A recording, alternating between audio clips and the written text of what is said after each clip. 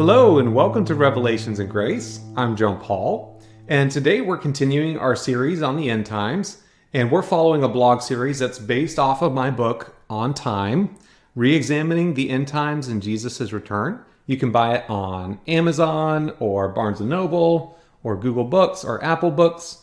So if you're interested in this content and you enjoy it, please check out the book. I'd love for you to read it. And if you read it, please leave a review on Amazon. I really appreciate that. Well, today we're going to be delving into a really fun topic. This is one of the videos I'm most excited about, which is who saw Jesus' return. So in the last several videos, we've been making the case that Jesus promised to return in his first century generation. And we have kind of systematically eliminated all the opposition to the different ways you could explain away that promise. And the Bible is clear, and it's repeatedly clear that Jesus was indeed promised to return in his first century generation. So that's what he prophesied. Therefore, it becomes necessary for us to prove that in fact he did come in the first century. Because if Jesus made a prophecy to return in his generation, we want to believe he actually returned on time. And this is where it gets remarkable, because many of us have assumed that nothing interesting happened in history, that history has gone on the way it always has, and Jesus' prophecy failed, and that's why we try to excuse his words. But it's actually so interesting and so cool, because there's actually is history that angelic armies and flaming chariots were seen on the clouds in that first century at the beginning of the Jewish War in 66 AD. It's so exciting. I want to delve into the history for that, and I hope you watch this video and enjoy looking at the historical accounts of Jesus' words. So the most reliable historian we're going to look at is Josephus. Now, Josephus was a first century Jewish historian. He wrote the books, The War of the Jews and Antiquity of the Jews, which covered Jewish oral tradition and history and kind of went through the Bible. And he was a Jewish priest, and he was a general during the Jewish War, one of the 10 generals who fought against Rome. And he especially fought in the Battle of Jotapata in 67 AD and was captured by the Romans. And it's so interesting. I'll get into a little bit more in his story in a second. But he is quoted by churches throughout history. He is quoted by modern day churches. He's relied upon. He talks about Jesus a little bit. And so that's part of how we verify that the things that Jesus actually said actually happened, because Josephus kind of collaborates that. Josephus is a reliable first century historian, and he became after he was captured, he became a historian to unbiasedly record the events he saw in the war. And you can see that in his works. For instance, in his book, War of the Jews, in the preface, he makes an elaborate argument for why this needs to be recorded unbiasedly, and he doesn't need to show favoritism to one side or another. And that shows his integrity to report these things accurately. And in fact, right before he was captured, God had given him a dream that the Jews would eventually be destroyed. At the time, he was fighting for the Jews. He was a general in their battle at Jotapata. And God showed him through a dream that the Jews would be destroyed in fulfillment of Old Testament prophecy. And he woke up from that dream, and he realized that it was God's intention to destroy the first century unbelieving Jews, and that they were going to lose this war. And so he said, well, Lord, if we're going to lose, instead of fighting this war, I'm going to become a minister, and I'm going to serve you and report your works to the Romans. So he surrendered himself. The battle, you got to look at the story. It was so fascinating. He was actually kind of buried in a well, and he was with some survivors, and some of the Jewish survivors who were hiding after the Battle of Jotapata lost. And he wanted to serve the Lord, but his Jewish comrades didn't want him to go over to the Romans. And so they were going to kill him instead. And he prayed that prayer, and God miraculously delivered him. And as a result, he surrendered to the Romans, and he got to record the War of the Jews. So this is a reliable historian.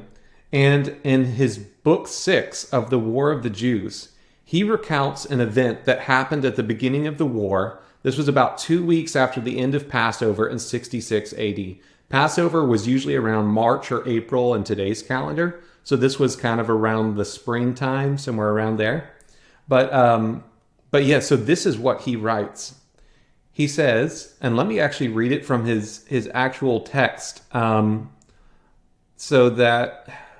you're not just reading my quote and you're actually seeing his. Clouds. Okay, here we go.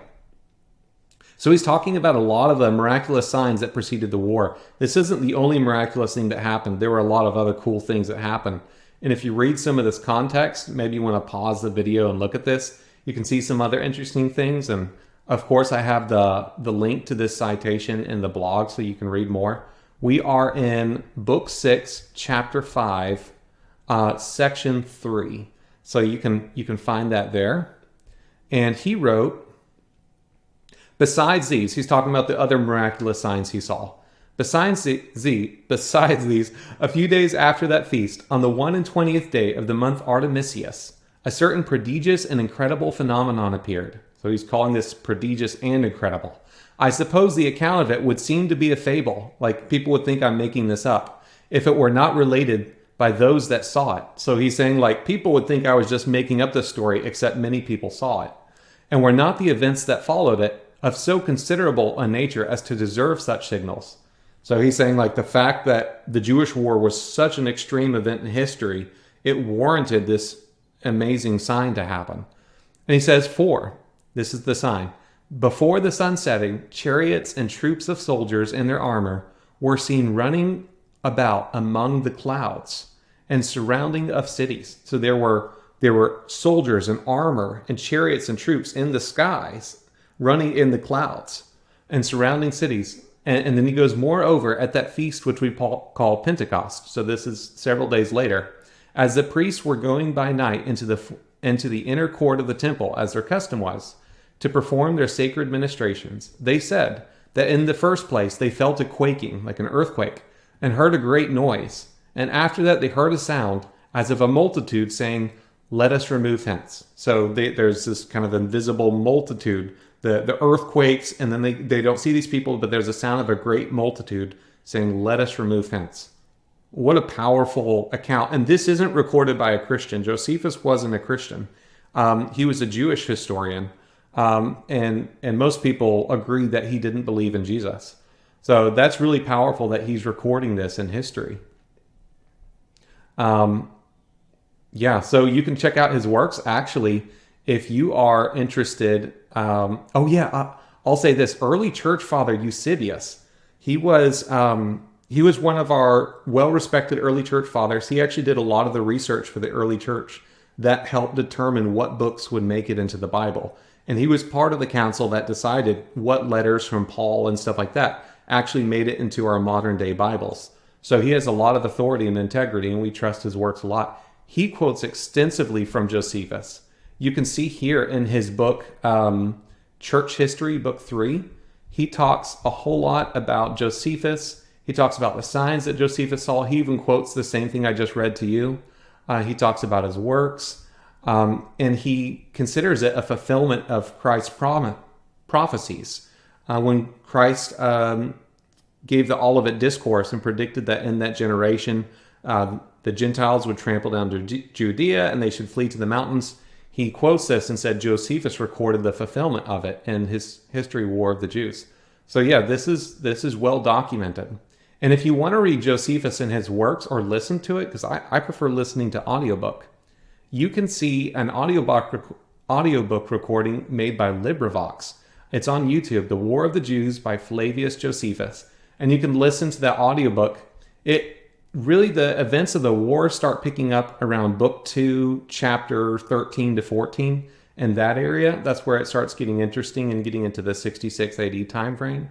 So if you're interested in listening to that in depth, I will warn you, it was one of the saddest times in history. So it's not for the faint of heart to listen to. But it is a very interesting read. It's very intriguing. And this stuff is powerful. And of course, the quote I said isn't right here in Book 2. You'll see that later in Book 6. He goes back and recounts the history in more detail. And that's where he quotes that. But yeah, you can check out Josephus' work. It's It's a really fascinating read, sad read, but it's fascinating. And fortunately, he wasn't the only person who recorded these armies flying in the clouds. There was another famous historian who recorded the same thing. He was a Roman senator and a historian. His name was Tacitus, or Tacitus. And Tacitus was known as one of the most famous historians in Roman history. And of course, he was a senator. And he was known to be meticulous and skeptical in his works. One of his jobs was to oversee foreign religions in Rome. So he was kind of to put the rails and boundaries up for other religions that were practiced around Rome. So he recorded extensive histories by the Romans, and he wrote between 100 and 110 AD, and he mentions the same thing that Josephus does. And this is how he writes it. Let me find his quote. So I'm reading from his book, The History, and this is, I guess that's chapter 15, section 13. He says, prodigies had occurred, which this nation, prone to superstition, but hating all religious rites, did not deem it lawful to expiate by offering and sacrifices. So basically he's talking about the Jewish nation here. He's saying all these miraculous signs had happened, and the Jews weren't smart enough to try to offer sacrifices to alleviate the anger of the gods, or as he interpreted it. Like, if God's giving all these warning signs, why are you not trying to win over his favor and offer sacrifices? And he's like, they weren't wise enough for that. And he says, there had been seen hosts joining battle in the skies, the fiery gleam of arms, the temple illuminated by a sudden radiance from the clouds. The doors of the inner shrine were suddenly thrown open, and a voice of more than mortal tone was heard to cry that the gods were departing. Maybe he's talking about that same event that Josephus was, about the great multitude, the earthquake and the multitude saying, let us remove hence, and that rushing out of that temple. And he says it here, at the same instant there was a mighty stir as of departure. Some put a fearful meaning on these events, but in most there was a firm persuasion that in the ancient records of their priests was contained a prediction of how at this very time the East was to grow powerful, and rulers coming from Judea were to acquire a universal empire. So the Jews didn't realize that this foretold a destruction that was coming upon them. They interpreted it as a favorable sign that they were going to conquer the world. This is powerful because Tacitus was not a Christian. He was a Roman historian. He didn't believe in Christianity, but at the same time, he recorded armies joining battle in the skies, a fiery gleam of arms, a radiance from the clouds. So this is powerful stuff because we have two well-documented historians, fairly reliable historians, recording this event. Well, they're not the only two to do that, actually. There's another work by Sepher Yossipon. It's called Sepher Yossipon. It was written by an anonymous Jew or Hebrew in the 10th century in Italy. And let's see here. I have it here.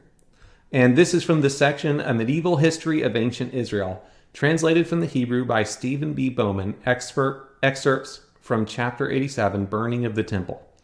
And so he quotes some of the miraculous things that Josephus saw, and then he quotes the same work. He says, moreover, in those days were seen chariots of fire and horsemen, a great force flying across the sky near to the ground, coming against Jerusalem and all the land of Judah. All of them horses of fire and riders of fire. When the day of Shabbat came, in those days, during the night, the priests heard within the temple something like the sound of men going and the sound of men marching in a multitude going into the temple, and a terrible and mighty voice was heard speaking, let us go and leave this house. That's powerful. He's recording that there were chariots of fire. So these weren't just like armies in the skies. They were chariots of fire. Well, what does this remind us of? You remember Paul's prophecy to the Thessalonians when he says, it is a righteous thing for God to repay with affliction those who afflict you and to give you relief when the Lord Jesus is revealed from heaven with his mighty angels in flaming fire. How cool is that? Like that's exactly what Sepher Yossipon recorded happened. And he wasn't the last one. There's also Pseudo-Hegesippus. I'm not sure if I'm pronouncing that right, but I'm doing my best. And Pseudo-Hegesippus was written between 370 to 375 AD. And he adds one significant detail to this, that it wasn't just angelic armies seen on the clouds, but there was a large figure in the front. And I'm going to quote him here. Also, after many days, a certain figure appeared of tremendous size, which many saw, just as the books of the Jews have disclosed. So this isn't just a figure of tremendous size. He relates it to a prophecy in the books of the Jews, which would be the Old Testament, which would be the Bible. So he's saying there was a prophecy in the Bible about a certain figure who would appear of tremendous size, and many saw, in fact. And then he says, and before the setting of the sun, they were suddenly seen in the clouds chariots and armed battle arrays, by which the cities of all Judea and its territories were invaded. Wow. Wow, how cool is that? I remember first seeing this information about 11 years ago, and at that point, I hadn't understood all of the scriptures backing this up, and I was kind of blown away, but I didn't quite know what to do with this information. But after seeing the reliability of Jesus' promise, and thinking through the implications of it and seeing the many scriptures that supported it, I believe this was actually a fulfillment of the prophecy for Jesus to return in his first century with his angels in flaming fire to deal out affliction on those who were afflicting the Christians at the time. So this is powerful, and you can read Pseudo-Hegesippus. Here I have a link to it in that article. This is a translation from, let's see here, Wade Blocker. And you can find it on this page. It's kind of small, so it might be a little hard to read. But before we close this video, I want to answer one common objection that most people have. They say, well, okay, so Jesus appeared to the Israelites then, but wasn't he supposed to be seen by the entire world? Wasn't Jesus supposed to be seen in all the world? And we get that idea from Matthew 24:30. In Matthew 24:30, the Bible says, then will appear the sign of the Son of Man in heaven, and then all the peoples of the earth will mourn when they see the Son of Man coming on the clouds of heaven with power and great glory. And they say, see, like, not everyone saw him. The whole earth was supposed to mourn, and they didn't. And this might actually be a mistranslation. If we look at that word peoples and that word earth, I'll get into the Greek. But first I want to show how the International Standard Version interprets this. And he puts it in quotes as if he's quoting from an Old Testament prophet. He says, then the sign of the Son of Man will appear in the sky, and all the tribes of the land will mourn when they see the Son of Man coming on the clouds of heaven with power and great glory. So he's not translating it as peoples or nations of the earth, but as tribes of the land, which this could be referring to the land of Israel and the 12 tribes of Israel. That's interesting. And in fact, that's supported by the Greek. If we look at the Greek for this verse, he talks about, then will mourn all the tribes of the earth. Well, that word tribes, phile, comes from the Greek word phule, which means a clan or tribe, or race of people. So it's not necessarily, so that is fairly accurate. It basically means tribes, and you can see it's often used to refer to the tribes of Israel. Tribes of Israel, tribes of the earth, tribes of Asher, tribes of Israel, the tribe of Benjamin. That word is used all through there. But that word earth, or gay, this is so interesting. Gay doesn't just mean earth, it also means land, or the inhabitants of a region. And throughout the Bible, it's used to translate specific regions, like the land of Judah, the land of Israel, the land of Israel, the land of Zebulun. And of course, in other places, it does mean earth. You know, the earth is God's footstool. That would be talking about the planet Earth, of course. But there are many, many, many instances where it's translated as more specifically as a more localized land, the land of Sodom, or the land where Jesus preached. You can see examples here, the land of Naphtali in Matthew 4:15. The land of Israel, Matthew 2, verses 20 through 21. So that could be translated as tribes of the land. And in fact, this would make a lot of sense if he's quoting from an Old Testament prophet, because that International Standard Version, if you recall, it had the quotes on it. And this seems to be a prophecy from Zechariah 12. And Zechariah 12, let me see if I have it here. God is prophesying about the time that Jesus would come. He'd die on the cross.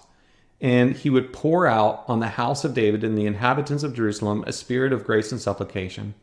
And he says, they will look on me. That's probably talking about his return, his coming. The one they have pierced, and they will mourn for him as one mourns for an only child. So he says, like, when the Israelites see Jesus coming on the clouds, they will mourn for him because they realized that, wow, we pierced the Messiah. On that day, the weeping in Jerusalem, this is the land right here. Not all the peoples of the earth will mourn, but the clans of Jerusalem will mourn. And it will be a great weeping. And it says the land will mourn, each clan by itself. So this is talking about, and then you can see here, the clan of the house of David and their wives, the clan of the house of Nathan and their wives, the clan of the house of Levi and their wives, the clan of Shimei and their wives. I don't know if I'm pronouncing that, and the rest of the clans. So if this is a fulfillment of this prophecy, then we can see that was the intended meaning. Jesus wasn't saying every person on the earth is going to see this, but instead he was saying that the tribes of Israel would see this and they would mourn because this was a judgment coming against them and they killed their Messiah. And that's also how it can be translated in Luke 21:35. Basically, in the Olivet Discourse, Jesus warns them. When you see the abomination of desolation, or in other parallel passages, he says, when you see Jerusalem surrounded by armies, you're to take that as a sign. Then let those in Judea flee to the mountains. So Jesus was bringing a localized destruction into Judea and to Jerusalem. And the people who were in it were to interpret his coming as a sign to flee Judea so they would be protected. So it was very much a localized event.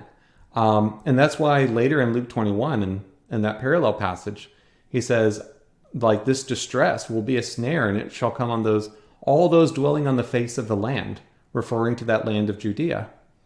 But other translations will mistakenly translate this as earth, that all the earth was going to be in distress, when in fact it was talking about the land of Judea. And even this popular verse, Matthew 24:27, it says, for as the lightning comes from the east and shines as far as the west, so will be the coming of the Son of Man. And people will say, see, everyone will see it. It will be like lightning. But if you recall, if there's a lightning strike in Tennessee, people in California aren't going to see it. Because although lightning, you can see it for miles around, you can't see it for thousands of miles because it's in a localized region. That's what a picture of lightning is. It doesn't mean the entire earth is going to see the lightning bolt. So yeah, this is powerful because if Jesus was in fact saying that the 12 tribes of Israel would see him and would mourn, and we have all these historians recording that an event accurately describing the return of Jesus and the armies on the clouds was seen in 66 AD, a couple weeks after Passover, we've got strong reason to believe that Jesus in fact did return at the time he promised. He made a promise to return in his generation. And within those 40 years, within that generation, he did in fact return with his armies of angels. And it was recorded by several historians, and not ones who would be biased towards Christians. In fact, people who weren't Christians recorded this. So that's really powerful. And this brings up even more implications. Your questions might be stirring now. Well, wait a second. If this is a fulfillment, if Jesus actually returned, what about the great judgment? What about the resurrection of the dead? What about those things? And yes, those are legitimate questions because, in fact, the Bible prophesies when Jesus came, he would judge the living and the dead, and he would resurrect the dead. There's a lot of verses that indicate that was about to happen. And in the next video, we're going to be jumping into the resurrection and explaining how that happened in the first century, and I'm excited to get into that too. And I hope you have a good day and that this information has excited you and you pray about it and study it for yourself and see if we're interpreting the scriptures correctly. Well, I hope you have a good day. Thank you.